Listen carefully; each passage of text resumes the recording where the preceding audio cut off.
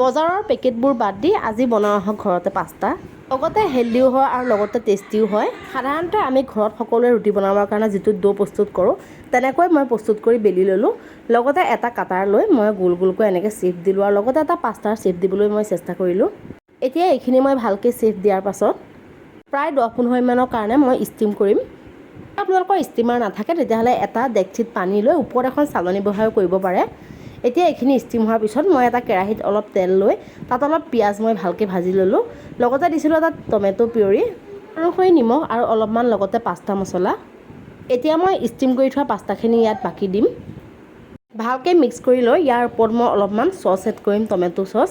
আপোনালোকে ইয়াৰ ঠাইত যদি মেয়নিজো দিব পাৰে আৰু লগতে যদি আপোনালোকে কিছুমান চব্জি এড কৰোঁ বুলি ভাবে দিব পাৰে। মই একেবাৰে চিম্পুলকৈ আপোনালোকক বনালোঁ। কেনেকুৱা লাগিলে ভিডিঅ'টো জনাবলৈ নাপাহৰিব আৰু লগতে একেবাৰে হোমমেড চিম্পুল পাস্তা হেল্ডি আৰু টেষ্টি হয়, এবাৰ নিশ্চয় ট্ৰাই কৰি চাব।